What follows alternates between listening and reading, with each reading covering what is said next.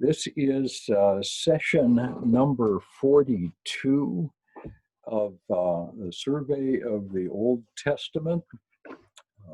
I'm John McMath, for those of you who are wondering. And we're all the way to the book of Jeremiah. By the time we get to Jeremiah, we have gotten through the majority of the Old Testament history of Israel. It is entirely possible that Jeremiah is one of the authors of the books of the Kings. I kind of like that notion. He lives at about the right time.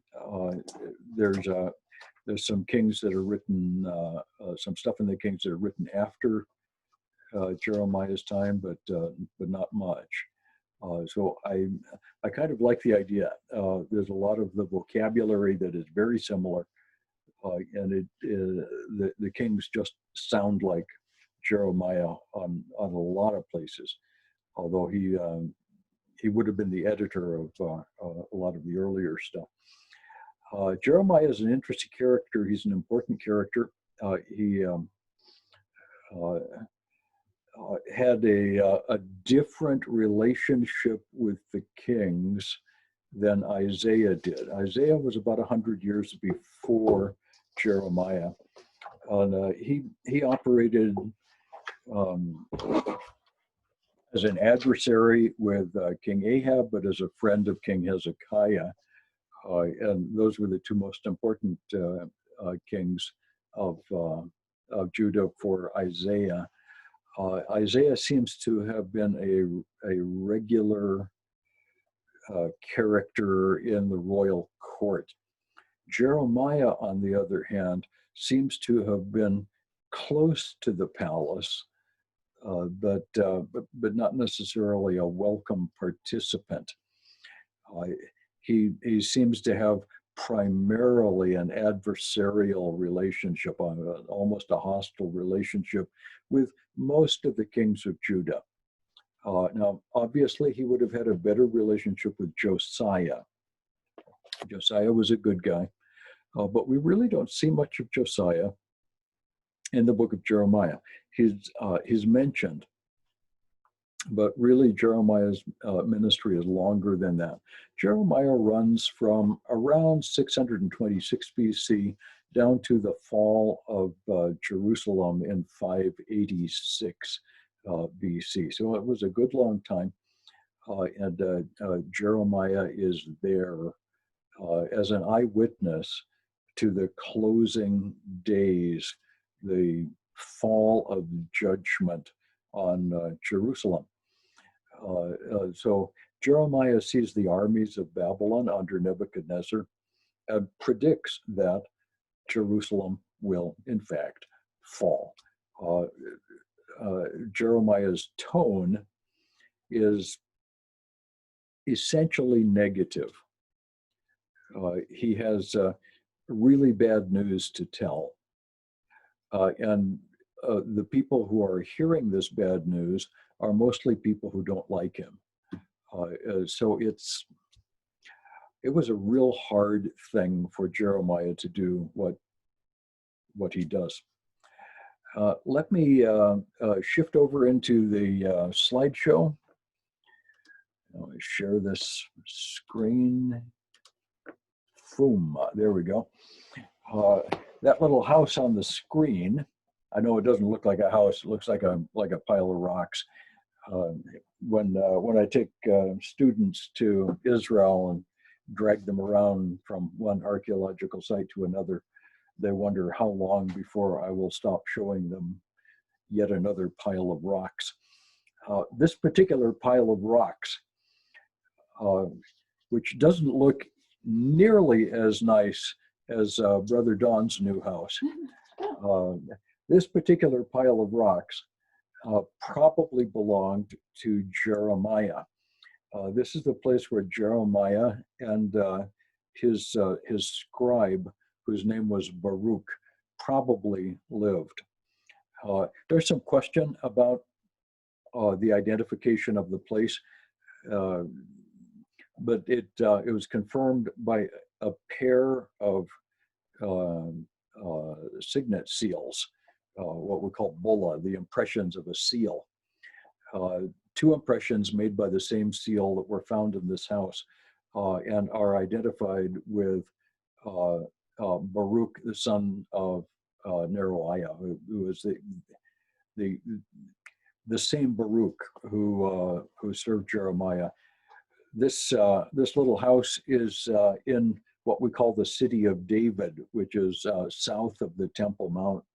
The heavy concrete that you see in the background is the retaining wall built to hold up the excavation area, which would contain the royal palace of Jerusalem. That has been excavated in the last few years, and I haven't been back since the palace has been excavated. They're keeping a lot of that under wraps. But you can see that Jeremiah's house is right outside the palace. The palace was the high spot in the city of David. And from the palace, the king could go up on his roof and look all over the city, which is famous, of course.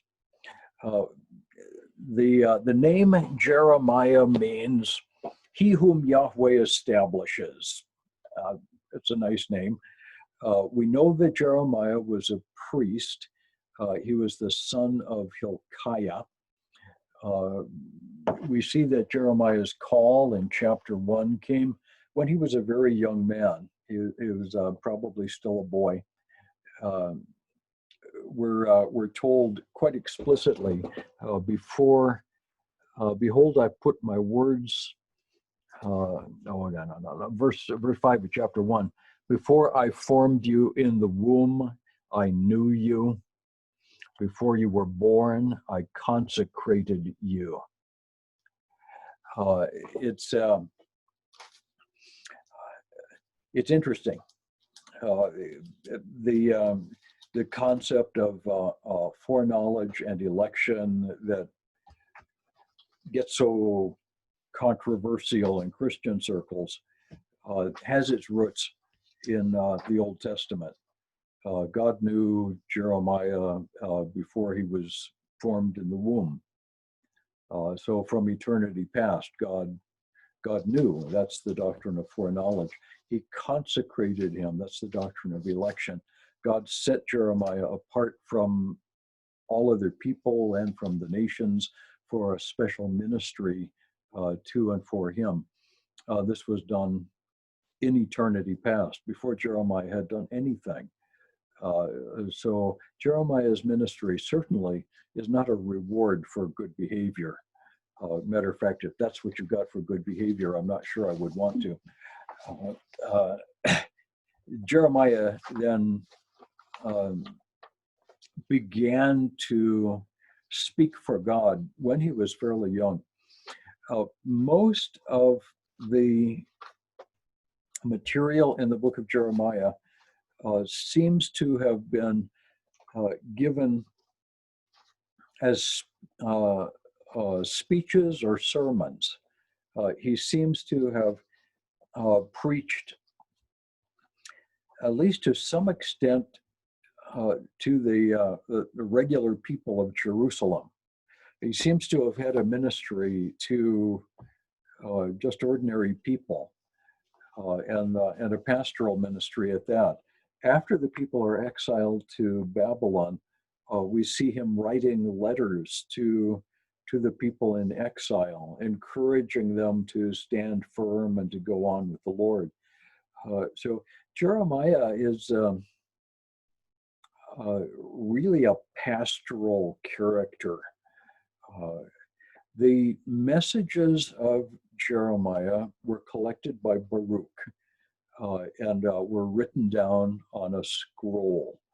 The original scroll of Jeremiah was destroyed by one of the kings of Judah who didn't like him, and that's one of the stories that is in the book. But Baruch went back to this little house and wrote a second copy. There's lots of internal and external evidence that points to Jeremiah as the author of the oracles of this book. Even the most radical of the critics has trouble coming up with anything even semi-coherent to argue against Jeremiah's authorship. The external traditions, the universal traditions of Israel, are that Jeremiah wrote his book. The New Testament quotes Jeremiah. So Jesus and the apostles believed that Jeremiah wrote his book. I don't have any doubts. Let's go on and take a look at the date of the book. Jeremiah had his ministry in the closing days of the kingdom of Judah. He began about 626 and concluded shortly after Jerusalem was destroyed. The picture here in the background is of the southeast corner of the wall of Jerusalem. Those big rough-looking stones that you see on the right are portions of the wall that fell down in 586 BC. The stones to the left, the big stones to the left of that joint, are the stones that were added by Herod the Great. The stones that are above that level were added much later. Those are medieval additions to the wall. The little rocks are up above, and you see a little door in the side of the wall. That's much later. But the great big rocks belong either to Solomon on the right or Herod the Great on the left. And I had this picture because that little corner of Solomon's enclosure wall is probably all we have left of Solomon's Temple Mount enclosure. That's it. Everything else belongs to Herod. Okay, the historical setting is fairly important. These three dates define the exilic prophecy era. 606 is the first deportation from Jerusalem. 597, the second deportation, and 586, the final destruction of Jerusalem.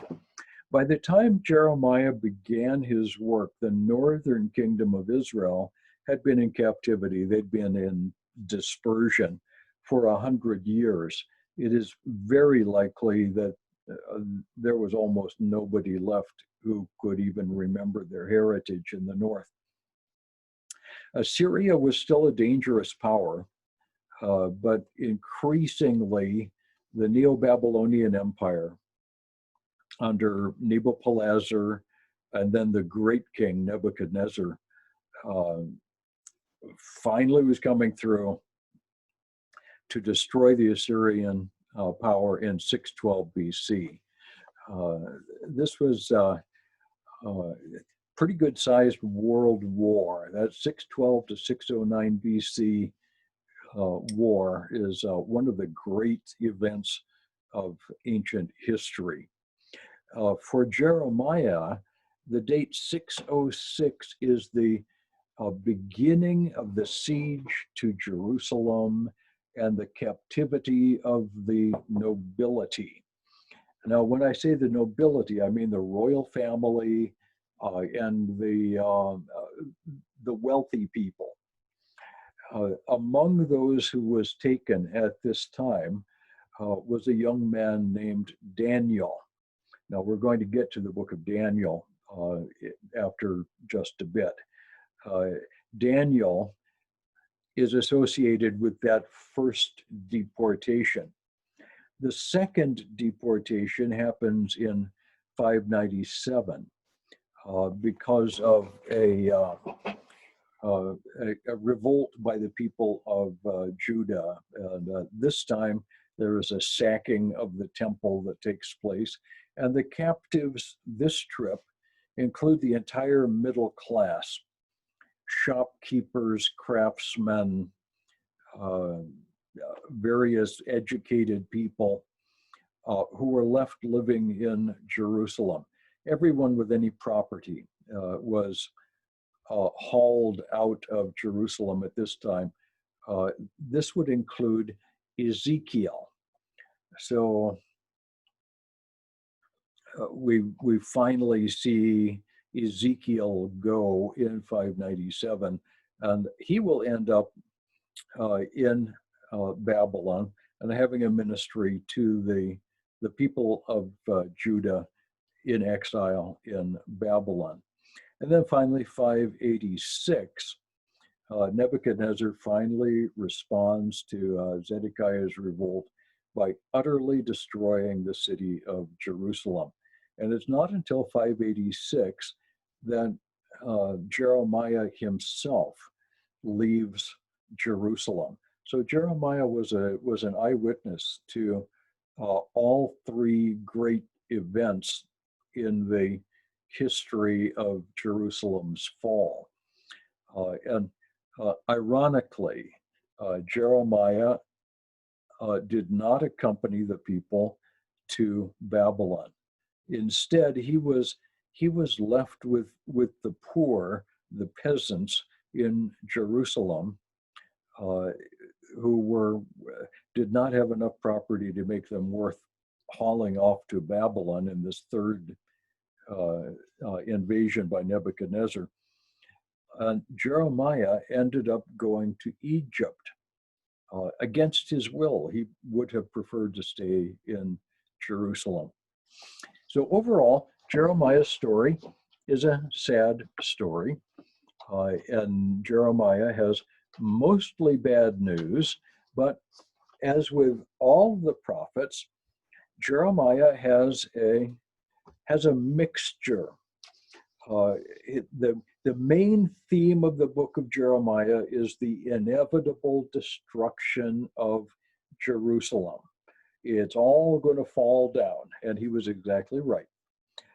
But in the midst of Jeremiah's description of the judgment to come, we see several flickers of light, like a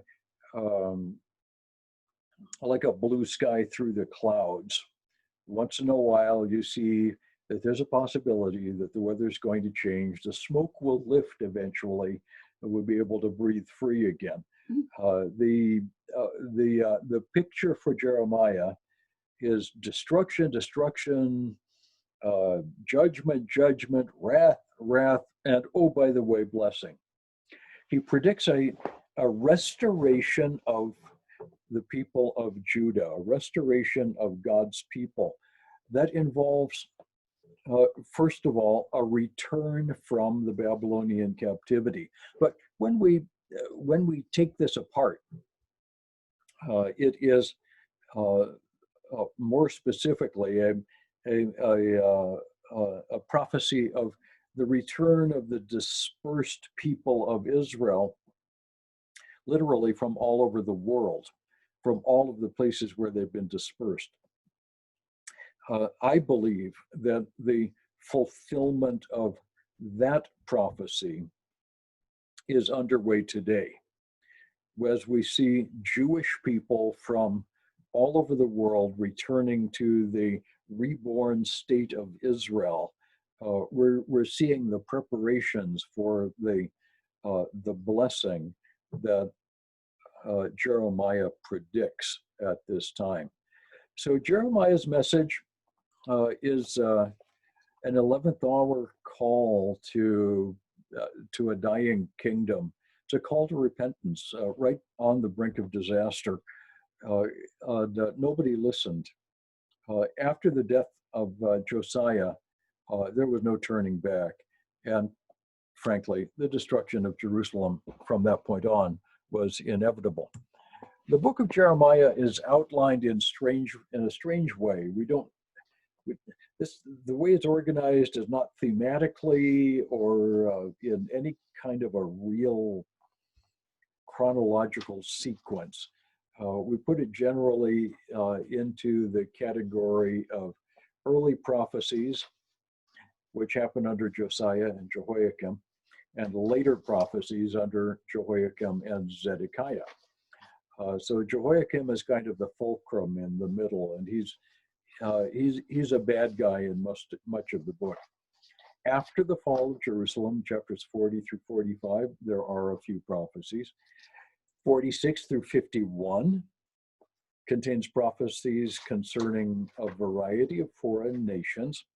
This again is a list of what I've called elsewhere the usual suspects. When we look at the nations that will be judged at the end of time, these are the nations.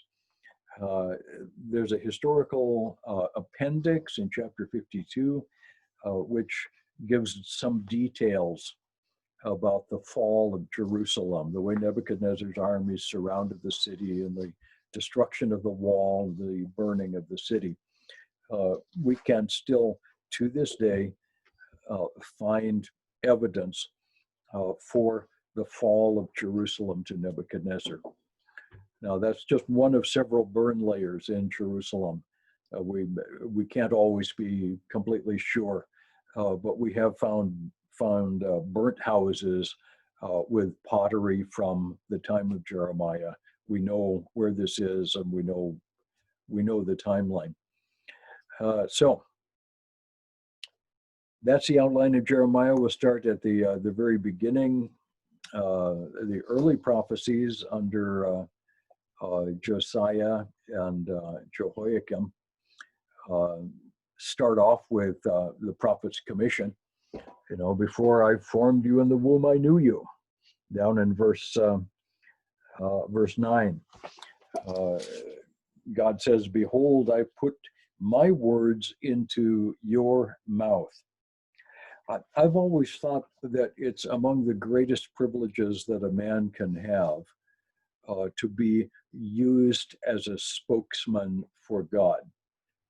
Anyone who preaches the gospel, anyone who teaches Bible, is in the place of the prophet. He is the spokesman for God. It's a humbling task, and certainly the greatest privilege a man can have. Jeremiah had this difficult message. I put my words in your mouth. Behold, I have set you this day over nations and over kingdoms, to pluck up and to break down, to destroy and to overthrow, to build and to plant. It's as though the prophet's words were powerful for the tearing down and the building up of kingdoms. A frightening thing when you look at it. Chapters 2 through 6 uses the object lesson of Israel as the wife of the Lord, the wife of Yahweh, and the complaint that Israel, Judah particularly here, has been unfaithful. So the passage begins with a reminder of God's love. God brought you out of Egypt, planted you in this land, gave you all these cities. This is the promised land. This is the covenant location. But you have walked away from my statutes. You have disobeyed the Lord. Therefore, judgment is coming. That's a common theme in the biblical prophets. So I'm not going to spend time going through all of the details of that. Chapters 7 through 10, we see the description of Judah's religion, which is by this time apostate. Chapter 7, we're told that the people of Israel are pretending to worship God while they worship the idols. They are looking up to false gods. Chapter 8 talks about their backsliding. I need to there's a passage in chapter 7. I'm arguing with myself whether or not we should even look at that. But it's so disgusting. And it helps us to understand a passage in the New Testament, so I'll go into it. For the sons of Judah, in verse 30, this is 7:30. Sons of Judah have done evil in my sight, declares the Lord. They've set their detestable things, which is idols, in the house that is called by my name to defile it. They filled it with idols, and they have built the high places of Topheth, which is in the valley of the sons of Hinnom, to burn their sons and daughters in the fire. Topheth is another name for, now I'm having trouble remembering the name of the Canaanite god of the underworld. Milcom, Milcart. I'm having a Joe Biden moment. Okay, well, the Canaanites worshipped a god called by a variety of names. Chemosh is common, who demanded the sacrifice of babies, infants. The Old Testament uses the phrase causing their children to pass through the fire, to burn their children. What really happened was the Melkart or Melchior, it has a variety of names, is this fat, ugly god with his hands out, and a brass pan was put into his hands. And in that brass pan, the babies were thrown. A big fire was built underneath, and newborn babies were brought by their parents to sacrifice to the Canaanite god. It's the god of the underworld. It's like giving their children to the devil. It's genuinely the most evil thing that people can do. The place of this, the temple of Topheth, the high places or worship areas of Topheth, were built in the valley of Hinnom. The Hinnom Valley is in between Mount Zion, which is the western city of Jerusalem, and the rest of the city of Jerusalem. If you travel in Jerusalem today, you'll find the Hinnom Valley is a place where the road forms a Y, and heading southbound, there's one road that goes around the south side of the old city of Jerusalem, and the other road takes a right and heads up the hill toward the King David Hotel and central Jerusalem. So right in between the two, there is today a kind of an amphitheater. And that is the Hinnom Valley. The New Testament calls this Gehenna, and that's a term that is used as a euphemism for hell. The reason for that is that after the Babylonian exile, the people who continued to live in this area, the peasants who lived here, used that valley where the temples of Melkor and Topheth used to be as the garbage dump for Jerusalem. And it was used as a garbage dump all the way through New Testament times. So when Jesus looked out at that valley of Hinnom, he said, look at the smoke rising up from that evil place. It's a garbage dump where once the idols were worshipped with the burning of children. Really terrible place. And it's ironic. Today it's an outdoor amphitheater where rock bands perform in the summertime. I'm not so sure I would want to go there.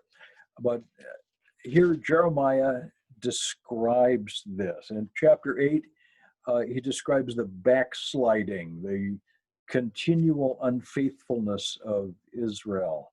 Chapter 9, the Jeremiah grieving for his people. Look at the end of chapter 8, verse 22. Is there no balm in Gilead? Is there no physician there? And of course, that's prophetic.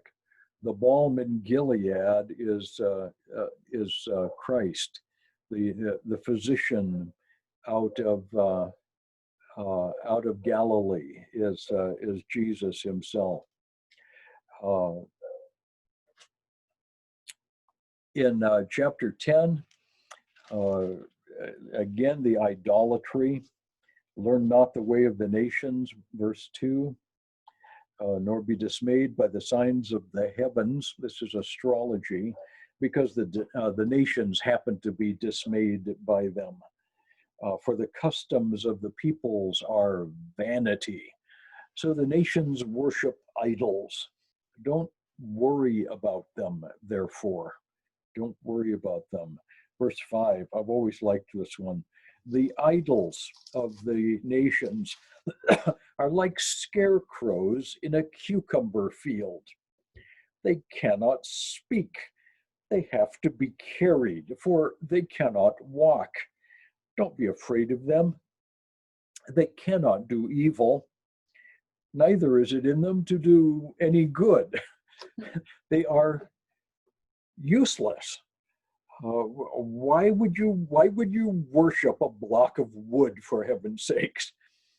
And it's a method of breaking it down with mockery. In chapters 11 and 12, the covenant with God has been broken. Thus says the Lord God, verse 3, 11:3. Cursed be the man who does not hear the words of this covenant that I commanded your fathers when I brought them out of the land of Egypt, from the iron furnace, saying, listen to my voice and do all that I command you. So shall you be my people, and I will be your God. That looks all the way back to Exodus chapter 9, or 19. I'm the God who brought you out of Egypt, and I'm intending to bless you in the land. And yet, again and again and again, the people have broken the covenant. In chapter 12, we see Jeremiah complaining. I love Jeremiah's complaint. Sometimes I feel like saying the same thing. Verse 1. Why does the way of the wicked prosper? Why do all who are treacherous thrive? When we read the newspapers, online anymore, but when we read the news anymore, it seems like the snake gets all the good parts, and the bad guys get richer and richer, and the rioters get to loot the good stores. Why is that anyway? Why is it that God doesn't just strike them down right here and right now? Well, God answers Jeremiah in chapter 12 with essentially the point that reparations are coming, judgment is coming. Chapters 13 through 19, we see a series of 5 parables of judgment. It starts off with a marred linen belt in chapter 13. The belt is sometimes called a girdle in some of our translations, but a girdle is something else in English, and it's really just a long linen belt or wrapping around the middle of a person. And linen is a kind of cloth, pretty durable, but if you bury it in the ground, it's going to look awful. And that's what's going to happen to Israel. It's like a linen belt that's been buried in the ground for a while. You're going into exile, and it's going to be bad. Chapters 14 and 15, a prediction of drought. Chapter 16 the early part of 17, among other things, Jeremiah is forbidden to marry. The message is things are so bad that you'd be unwise to marry, and so I'm going to forbid you to marry. That's not a pleasant sign. The situation is so bad, there's going to be so much destruction, so much death, that it's better just not to be tied down with a family. So Jeremiah is forbidden to marry. Kind of an unhappy deal. In chapter 17, toward the end of the chapter, a passage about the Sabbath that essentially uses the rule about keeping the Sabbath day, the rest day, as a test case for obedience in general to the Lord. This is a passage that our Seventh-day Adventist friends sometimes like to throw at us. There you see, the Sabbath is really important. Those of us who've studied the Sabbath in the Old Testament recognize that the Sabbath principle is not unimportant. It's actually significant. But the point of the Sabbath is not worship, but rest. It's not a rule to be followed under punishment of judgment. It's a privilege. The Sabbath is an object lesson of the believer's rest in the completed work of God. It's thus an object lesson of our faith. So I think really what is going on in chapter 17 is a picture of the violation of the Sabbath as a failure to trust God. The big problem for Israel was always a lack of faith. It was not that they were not religious enough. They were certainly very religious, but they lacked faith in God. Then in chapters 18 and 19, we see a really famous image to come out of Jeremiah. This is the potter in his shop. And this photograph was taken in Hebron many years ago, when it was actually possible to go to Hebron without an army of Israelis nearby. This is a Palestinian pottery shop in Hebron, and they're not making old pottery; they're making new pottery, and it's been turned on an electrically driven wheel. But it gives you some of the notion of it. That man in the background, you can see just his knees back there, is turning a piece of pottery on a wheel. This man in the foreground is decorating with pigments before these pots are put in the fire. So kind of fun to watch pottery being made. And Jeremiah went down to the potter's shop, 18 and verse 2. And I will let you hear my words. So I went down to the potter's house. He was working at his wheel, and the vessel he was making of clay was spoiled in the potter's hands. And he reworked it into another vessel, as seemed good to the potter. Then the word of the Lord came to me. O house of Israel, can I not do with you as this potter has done? Declares the Lord. Behold, like the clay in the potter's hand, so are you in my hand, O house of Israel. If at any time I declare concerning a nation or a kingdom that I will pluck it up, break it down, and destroy it, and if that nation concerning which I have spoken turns from its evil, I will relent of the disaster I intended. And the same is opposite true.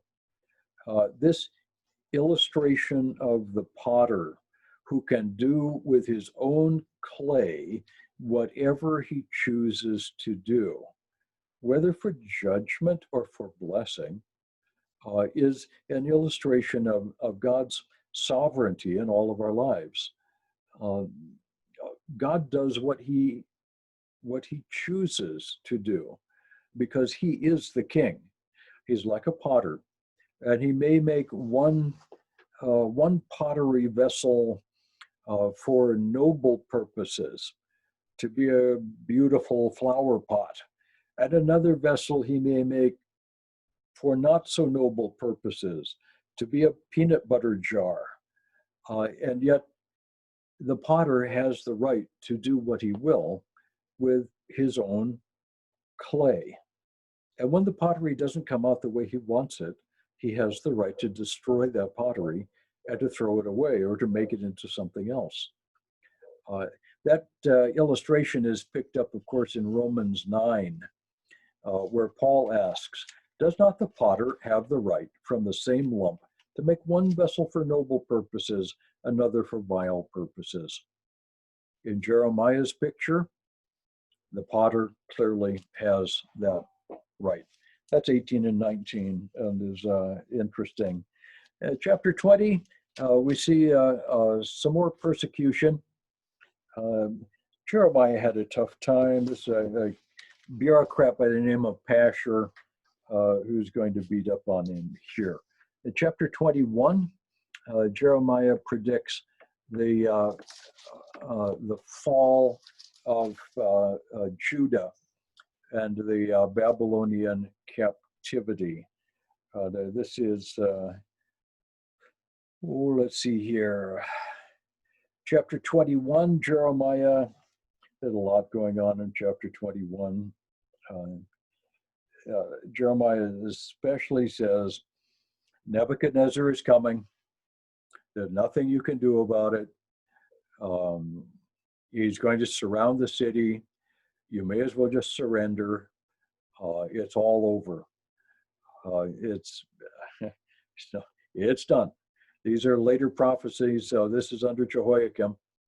And the city of Nebuchadnezzar has already been there. The end is about to come. The destruction of the city is about to come. Jeremiah says the wise thing is just make a deal.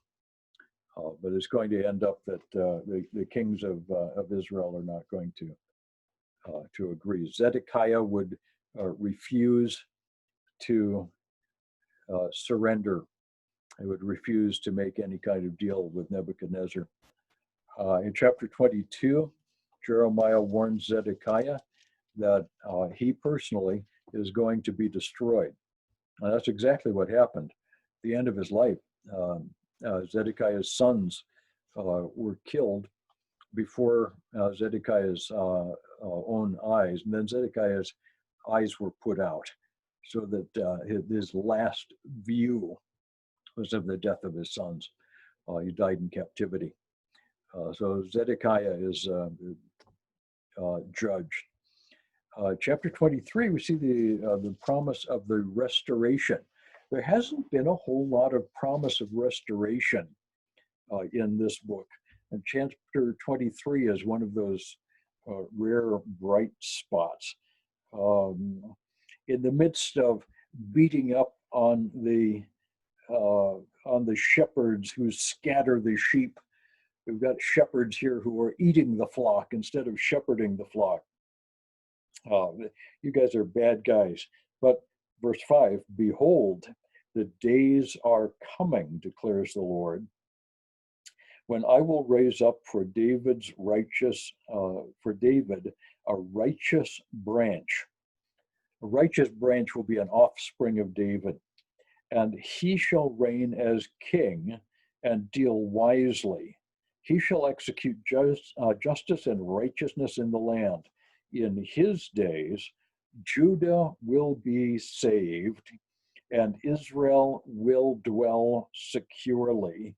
And this is the name by which he shall be called.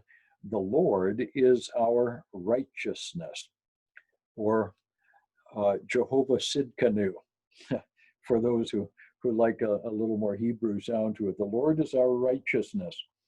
Okay, when does that happen? The promised branch is an offspring of David in the messianic line. He's of the kingly line. And so a king in the line of David will reign righteously over a restoration of Israel and Judah, at which time they will dwell securely in their land and at peace with all their neighbors. Now, if we look historically through the history of Israel, for a time when that was true, we will discover that after 606 BC, there is no king on Judah's throne. It doesn't happen. Herod the Great was not a king in the line of David. Jesus was born in the line of David. So Jesus is the messianic king, but he was cut off and had nothing. We're going to see the prophecy of that when we get to Daniel. When Jesus was cut off with nothing, it means he had no kingdom at that time. The messianic kingdom in the biblical sense did not begin with the first coming of Christ. The messianic kingdom will include a restoration of the nation of Israel, the restoration of the Davidic throne, and an extended time of peace and prosperity for Israel in the land. That hasn't happened yet.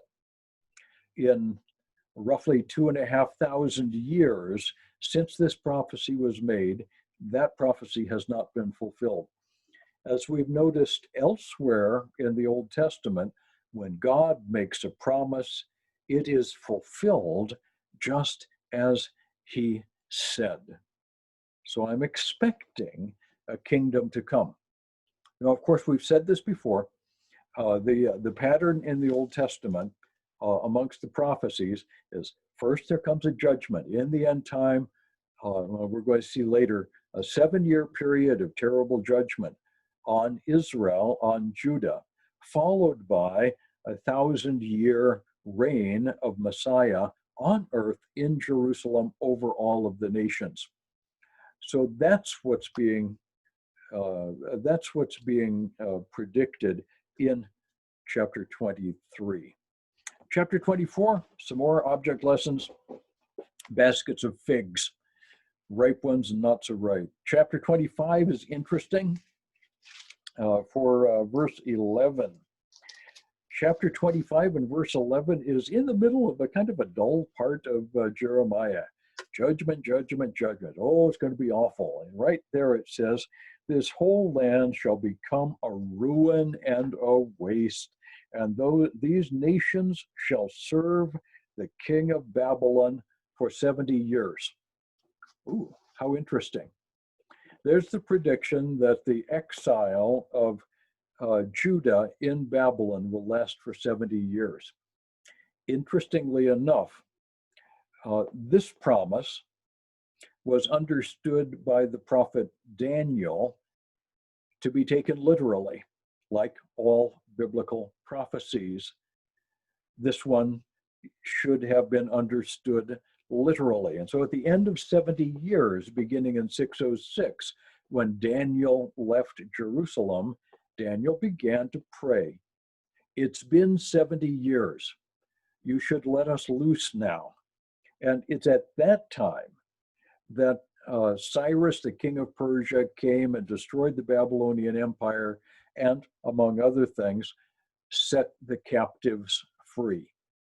Some of the people from Babylon went back to Jerusalem. Daniel takes that opportunity then to receive a much bigger 70-year prophecy, but we'll get to that when we get there. Chapter 26, Jeremiah is captured by the priests and he gets turned loose by the princes. Chapter 27 and 28, the prophecy of the yokes. A yoke is a thing that you use on a horse or an ox to get him to pull a plow. And the prophecy is that the nations will serve Nebuchadnezzar. Chapter 29 is a pastoral letter. Actually, probably there are several letters here, but we call it the letter of Jeremiah to the people in Babylon. This is a pastoral letter. Jeremiah is trying to encourage them. Chapter 30 is going to begin the look at the prophecies concerning the final restoration of Israel. Chapter 30 promises the restoration. Look at, there's too much here. I'm looking at the clock and I'm looking at Jeremiah, and I want to get done today. If you don't, it's okay. Yeah, Donna is encouraging me here, saying you can do it. You can do it on Monday. I know, I know. But there's so much that that I really like. The first 8 verses of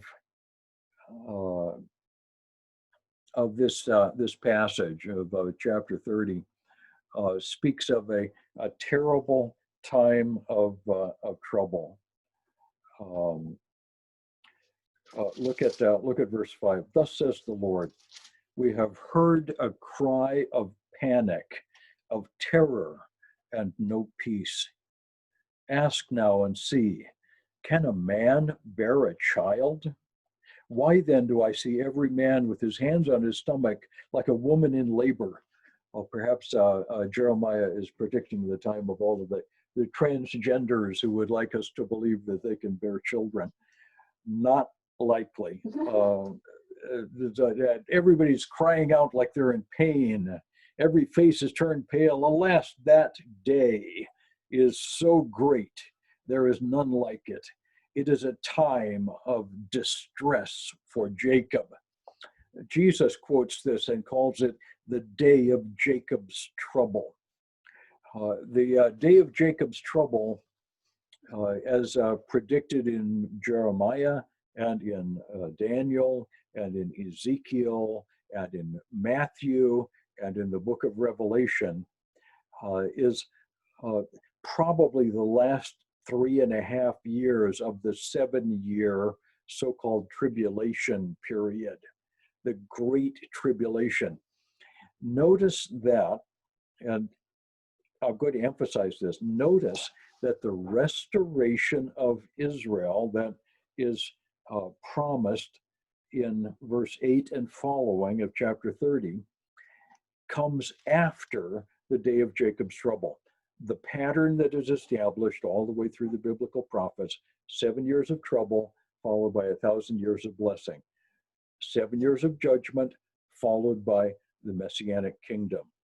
7 years of judgment and wrath followed by 1,000 years of God's blessing on the people of Israel and a restoration of Jerusalem.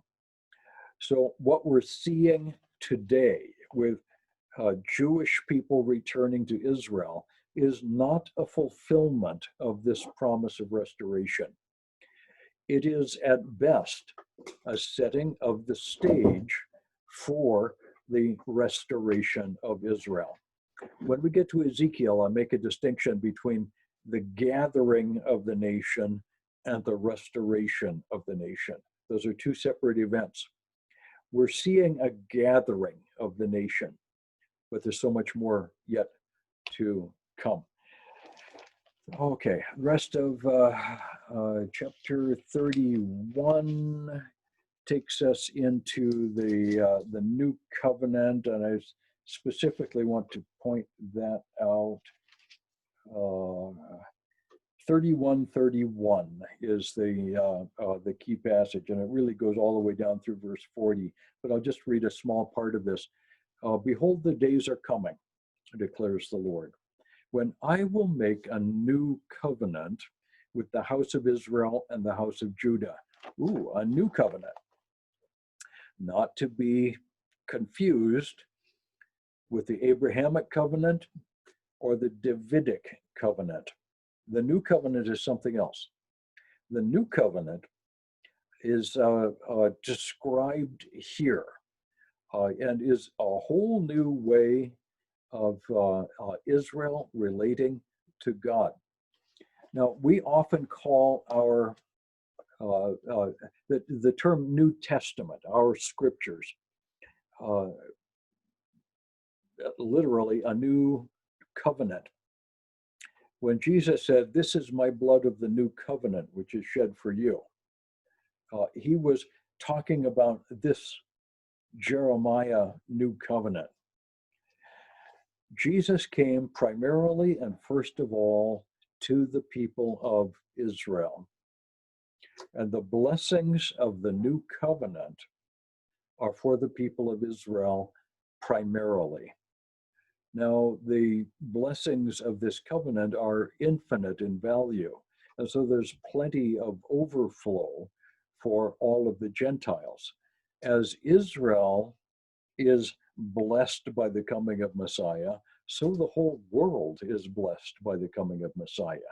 Nevertheless, the focus of the new covenant is on Israel. This is in some important ways, I think we can say that the new covenant replaces the Mosaic covenant. Behold, the days are coming, declares the Lord, when I will make a new covenant with the house of Israel and the house of Judah. Not like the covenant I made with their fathers on the day I took them by the hand to bring them out of the land of Egypt. My covenant that they broke, though I was their husband, declares the Lord. This is the covenant I'll make with the house of Israel after those days. I will put my law within them. I will write it in their hearts. I will be their God. They shall be my people. No longer shall each one teach his neighbor and each his brother, saying, Know the Lord, for they shall all know me, from the least of them to the greatest, declares the Lord. For I will forgive their iniquity, I will remember their sin no more. Now that sounds very much like born again people. And frankly, this covenant has not been fulfilled with the people of Israel yet. All of the parts are in place for that fulfillment, but we have yet to see a revival amongst the people of Israel. That's something that we can hope for and that we can pray for. God will follow through on this. Essentially, as we get on into the rest of this chapter, we see that this is a spiritual covenant. This is not just laws. It constitutes a new relationship with God. There's a certainty of the fulfillment of this covenant. And the final fulfillment of the covenant shall not come until after a very great fear, a very terrible thing. That's verse 40. So terrible fear, terrible trouble, followed by great restoration. That comes at the end of the 7 years and at the beginning of the Messianic reign. Christ himself will make this happen. So chapter 32, Jeremiah goes out and builds or buys a field. This is an object lesson of restoration. Chapter 33, God is promising peace on the basis of his eternal covenant with Israel, with David, and the rest. Okay, that's what's going on there. Chapter 34 through 39 is a message to Zedekiah and the rest of the princes. The captivity is going to happen. Jehoiakim in this spot burns Jeremiah's scroll, which is a really awful thing to do. Zedekiah makes a series of mistakes and is then disgraced as the king. They're dragged off into captivity. Prophecies after the fall of Jerusalem are in chapters 40 through 45, which includes Jeremiah's move to Egypt. So this is a picture that Jeremiah would have said, maybe without the smog over Cairo, but That's a view that Jeremiah would have seen. Chapters 46 through 51, a series of prophecies concerning the foreign nations, Egypt and Syria and Mesopotamia, and it's a list of nations who surround Israel. It's a fascinating to take a look at this list. For these nations come regularly up in the prophetic literature. We routinely see the same list of nations. I call them the usual suspects. There's a list of nations who are close. In the immediate north, Lebanon, moving east, Syria, moving south of Syria, we find the Ammonites, and then a group called the Moabites, just south of them, the Edomites. Ammon, Moab, and Edom are all living in the land that we call Jordan today. The Amalekites are a part of this, and they would be part of Jordan. The Ishmaelites lived in that edge of the desert region that reaches down into Saudi Arabia. Coming to the west, the Philistines. All of those nations, those are the close ones. When we go a little farther away to the southwest is Egypt. To the southeast, south to southeast, the nations that we call Cush or Ethiopia. Nations like Libya are included here. To the north, the nations of the Hittites, of the Assyrians, of the Babylonians are mentioned. Farther to the east, Persia is included here. All of these nations. Now, there are some that are not mentioned that everybody would like to have involved in the end times. Russia is not mentioned. Europe is not mentioned. African countries beyond the Sahara are not mentioned. Nobody in Asia is mentioned. And you wonder why just these few? Significantly, these are primarily nations that over the last 1,500 years have become converts to Islam. And not all Muslim nations are included in the usual suspects, but many of them are. And they are routinely included in the lists of the nations which will be judged. And significantly, all of these nations that are mentioned in Jeremiah were judged during this time, either by the Babylonians or by the Persians. Almost everybody that's mentioned here, judged one way or another. Some kind of calamity happens, some kind of fall happens to each of them. Then in chapter 52, we have the last historical appendix on Jerusalem. This is the description. It's actually an eyewitness account by Jeremiah himself, a blow-by-blow description of the siege of Jerusalem, the judgment of Zedekiah, the destruction of Jerusalem by the Babylonians, including the looting of the temple and the burning of the entire city.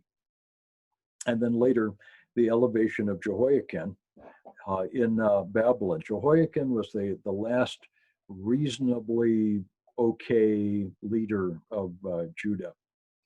So that takes us down to the end of Jeremiah. On Monday, we're going to pick up with the little book of Lamentations, which Jeremiah also wrote. I would do Lamentations very quickly, but I'd rather spread out and do Lamentations over a longer period of time. So we're going to get back together on Monday. And at that time, we'll have the opportunity to